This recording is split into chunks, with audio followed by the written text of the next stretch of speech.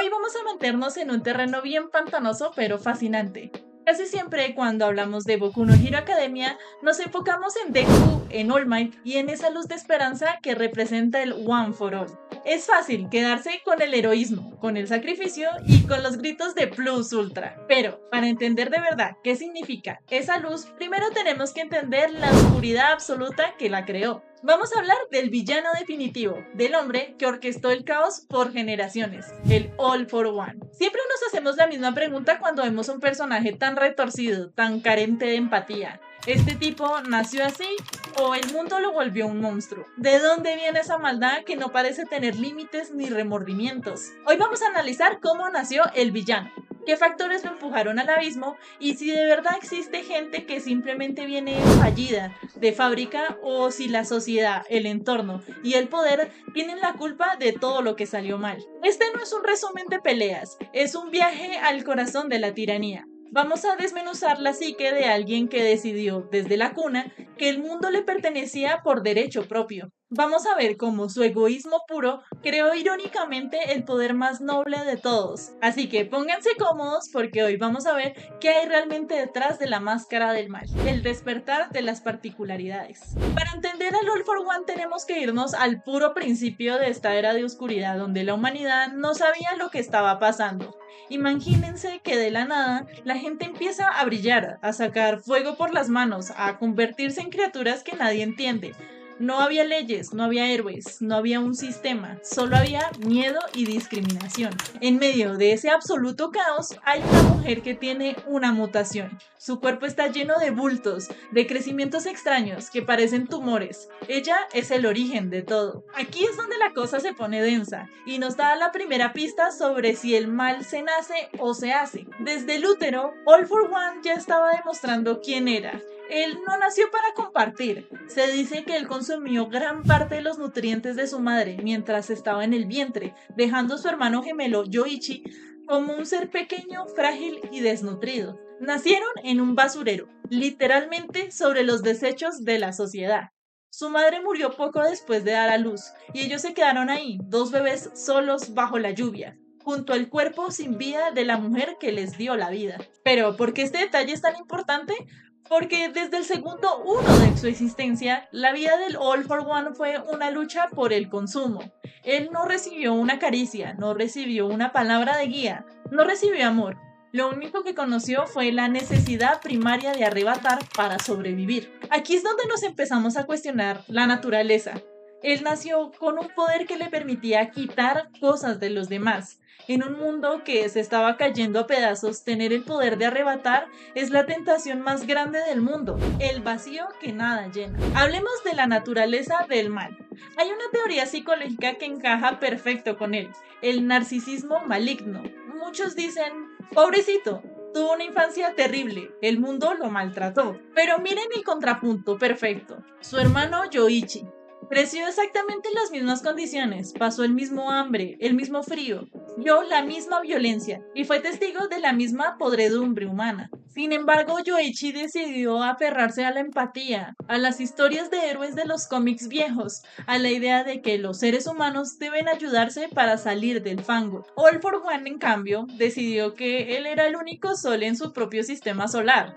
Él no veía a las personas como seres humanos con sentimientos, las veía como recursos o herramientas. Si alguien tenía un queer que le servía, se lo quitaba sin dudarlo, importándole un bledo si esa persona moría o quedaba en estado vegetal. Él se hizo malvado porque descubrió que ser bueno no le daba beneficios inmediatos en un mundo que premiaba la fuerza. Él eligió el camino del poder absoluto porque su ego era tan absurdamente grande que no dejaba espacio para nadie más. Entonces, ¿nació malvado?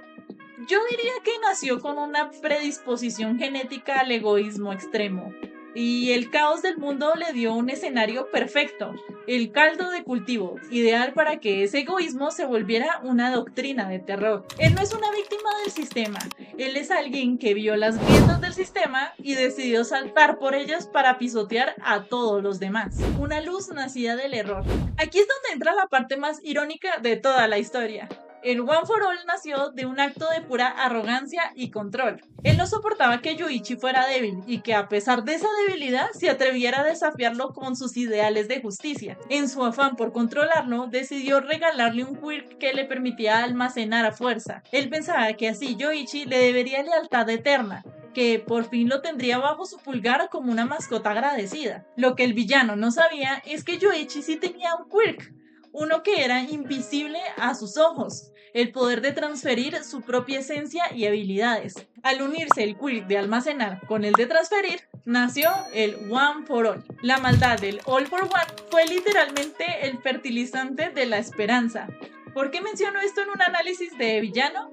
Porque este es el punto donde su maldad escala de ambición a obsesión. Cuando se da cuenta de que no puede controlar a su hermano, su ira se vuelve generacional. Ya no es solo querer dominar el mundo, ahora es una venganza personal contra la luz que él mismo encendió por accidente. Esa incapacidad de aceptar un no por respuesta es lo que termina de pudrir su alma. Su hermano fue la única persona que lo desafió de verdad, y eso rompió algo dentro de él, volviéndolo un ser vengativo que pasaría décadas intentando recuperar lo que él cree que es suyo por derecho de nacimiento. La corrosión del tiempo y el poder. ¿Qué hace que un villano pase de ser un criminal ambicioso a ser un monstruo milenario? Hay tres factores clave que determinan que el All for One se volviera cada vez peor, perdiendo cualquier rastro de humanidad. Primero, la longevidad artificial. Cuando vives más de 100 años robando quirks de longevidad y vida, dejas de ver a los humanos como tus iguales. Los ves como hormigas que viven y mueren en un suspiro. Para él las vidas humanas se volvieron estadísticas. El tiempo le quitó la poca capacidad de conexión emocional que pudo haber desarrollado. Segundo, el complejo del señor demonio. All for One se creyó su propio cuento. Él leía cómics de niño y decidió que él quería ser el villano, no porque fuera malo por naturaleza, sino porque los villanos en los libros eran los que tenían el control absoluto hasta el último capítulo. Él convirtió su vida en una actuación de poder donde él era el director y el protagonista. Y tercero, la falta total de consecuencias. Por mucho tiempo nadie fue rival para él. Cuando tú haces lo que se te da la gana por décadas y nadie te pone un freno, tu brújula moral simplemente desaparece, te vuelves un adicto al control. Su maldad se alimentó de la soledad y del éxito. Él nunca tuvo a alguien que le pusiera palo a sus planes de forma definitiva hasta que llegó All Might. Y esa derrota no lo hizo reflexionar, ni lo hizo arrepentirse, lo hizo más cínico, más calculador y mucho más dispuesto a sacrificar a cualquiera, incluso a aquellos que decían ser sus seguidores con tal de lograr su objetivo final, el maestro de la manipulación. Para terminar de entender si el mal se hace, tenemos que mirar el experimento más cruel del All for One, Shigaraki Tomura. Esta es la parte donde el villano demuestra que es un genio del mal. Él no solo rescató a este niño por una pizca de compasión, lo hizo con una agenda oscura. Tenko era el nieto de Nana Shimura, la mentora de All Might. Él no solo acogió a Shigaraki, él cultivó su odio, lo alimentó con rencor, le dio una filosofía de destrucción y lo guió paso a paso para que se convirtiera en el símbolo del miedo. All for One es el maestro del hacer malvados a otros. Él sabía que el dolor de ese niño era el arma perfecta contra el símbolo de paz. Y esto nos dice mucho de su propia maldad.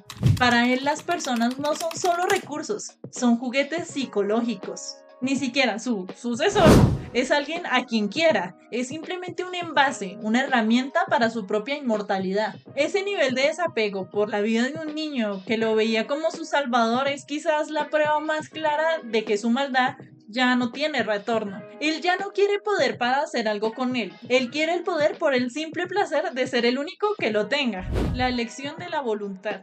Entonces, ¿de dónde viene la maldad del All for One? Viene de un ego que nunca aprendió a compartir, de un niño que nació en un mundo roto y decidió que la única forma de no ser roto era rompiendo a todos los demás. Se hizo malvado porque el poder le resultó mucho más fácil y gratificante que la humanidad. Al final, el One for All es la respuesta perfecta a esta maldad. Es un poder que no se quita por la fuerza, sino que se entrega voluntariamente. La gran lección de este conflicto es que aunque el entorno sea difícil y nazcas en el peor de los basureros, la maldad o la bondad siguen siendo una elección de la voluntad. All for One decidió ser el centro de todo, mientras que Yoichi eligió pasar la luz a otros. Me gustaría saber qué piensan ustedes. ¿Creen que el One for All tuvo alguna oportunidad real de ser buena persona? ¿O creen que ese vacío en su interior lo condenó desde el principio? Los leo en los comentarios. No olviden darle like si les gustó este análisis y suscríbanse para que sigamos desarmando a los personajes más complejos de nuestros animes favoritos. Soy Sayumi y nos vemos en un próximo video. Adiós.